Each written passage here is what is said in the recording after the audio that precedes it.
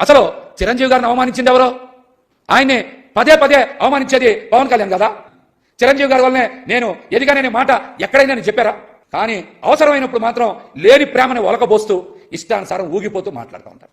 మీరు సంసారం చేస్తుంటే ఎంతమందితోనో, కడుపులు చేసి వదిలిపెట్టింది ఎంతమందితోనో, పవన్ కళ్యాణ్ అనేటువంటి వ్యక్తి ఎన్నికల అఫిడవిట్ మాదిరిగా ఒక లిస్టు విడుదల చేస్తే ఇక నుంచి ఆ లిస్టు పట్టుకొని మాట్లాడతారు రాష్ట్రంలో అందరూ కూడా. ఆ ఎన్నికల అఫిడవిట్ ని ఒక ఇన్వెస్టిగేషన్ ఆఫీసర్తో తనిఖీ చేయించాలి. బాబు గారి దగ్గర కుక్కలాగా పడి ఉండడం వలన పవన్ కళ్యాణ్ కు కుక్క బుద్ధులు బాగా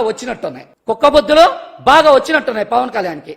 అందుకనే ఆయన బాబు దగ్గర విశ్వాసంగా పడుండి ఇష్టానుసారం మరుగుతా ఉన్నారు. ఆయన కుక్కలకైనా నీతి ఉంటుందేమో గానీ పవన్ కళ్యాణ్కి మాత్రం నీతి ఎక్కడా కూడా లేదు. సిగ్గుందా పోతున్న మహేష్ అన్న ఈరోజు అన్న ఆర్థికంగా లేడు, ఉదయ్ శ్రీనివాస్ మీద ఆధారపడుతున్నాడని చెప్తూనే మా అన్న ప్యాకేజ్ తీసుకున్నాడని చెప్తావు, పేమెంట్ అందిందంటావు. పేమెంట్ అందితే కింద పనిచేసే వాళ్ళకి జీతాలు ఇవ్వలేడా?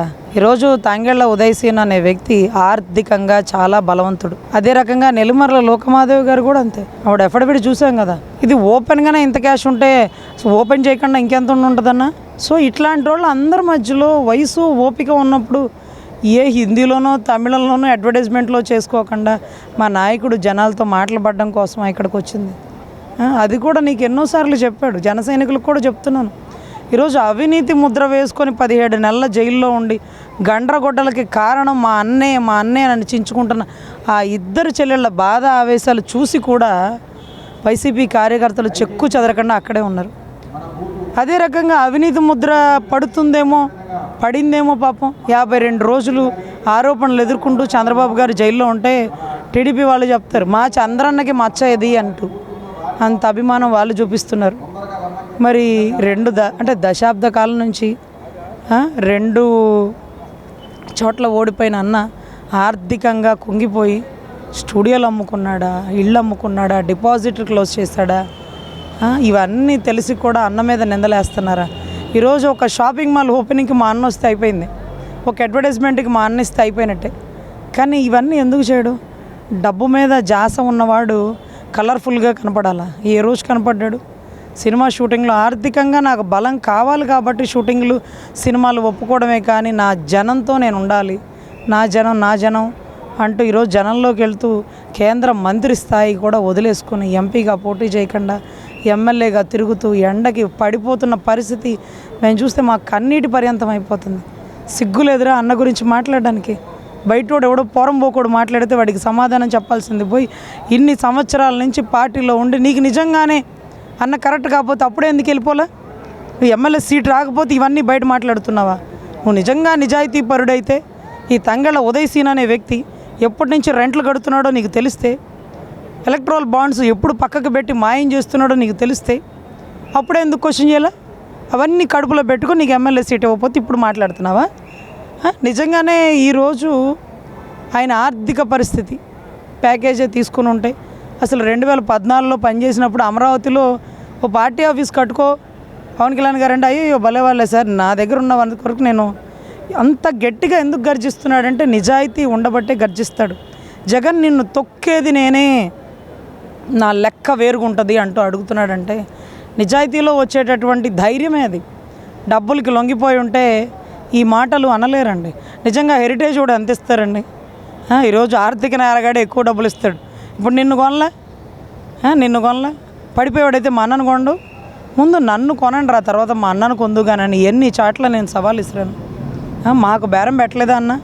మాకు బేరం పెట్టాడు, నామినేటెడ్ పోస్టులు ఆఫర్ చేశారు, ఎమ్మెల్సీ ఇస్తామన్నారు, కోట్లు ఆఫర్ చేస్తున్నారు.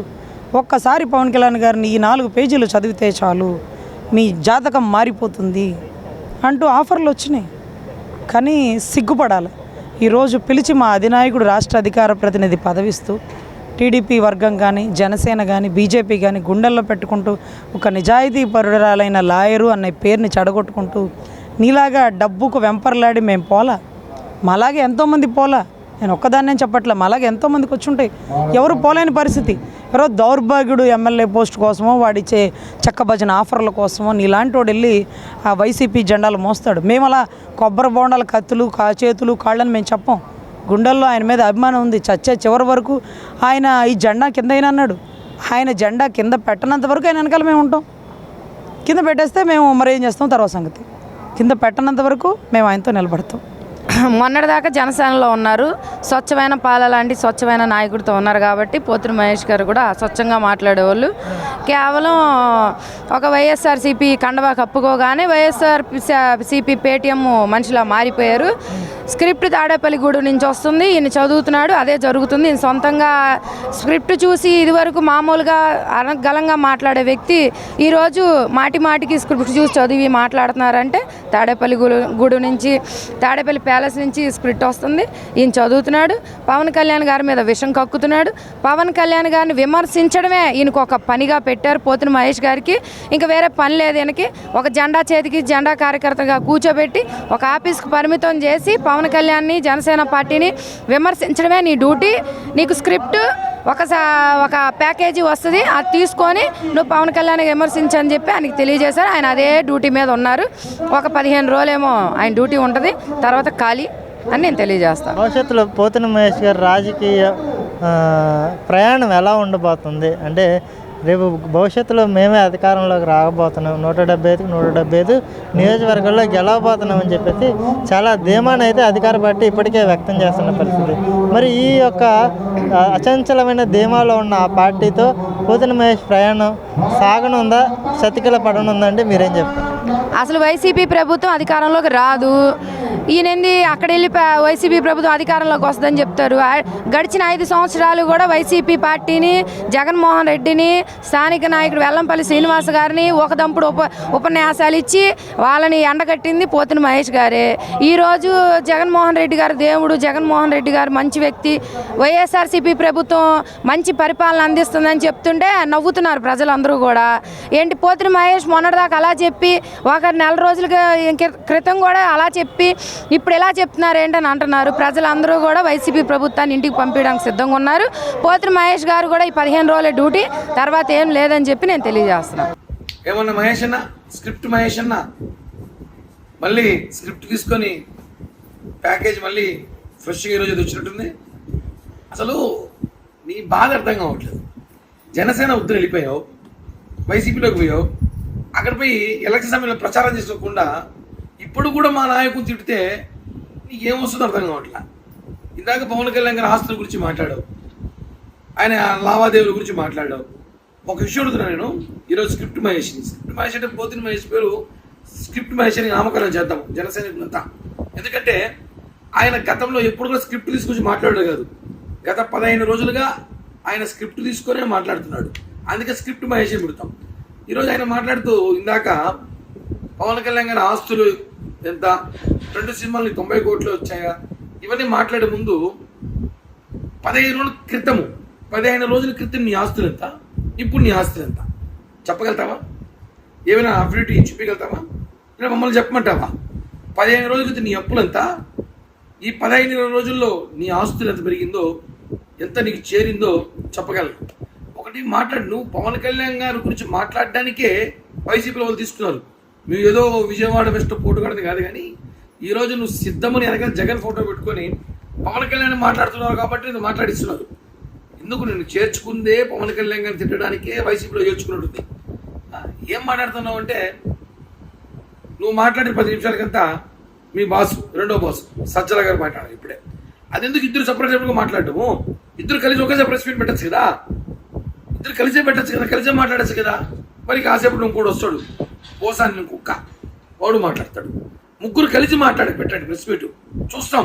మీరు ముగ్గురు వచ్చినా 300 మంది వచ్చినా పవన్ కళ్యాణ్ గారు ఇంటర్వ్యూ కూడా మీరు టచ్ చేయలేరు. రాజకీయాల్లో ఉన్నత విలువల కోసం ఆయన పొత్తులు పెట్టుకున్నాడు. అంతేగాని నువ్వు ఈరోజు నీ పరిస్థితి విజయవాడ వెస్ట్ ఏంటో అందరికీ తెలుసు, నీ ఆర్థిక లావాదేవీలు ఏంటో అందరికీ తెలుసు.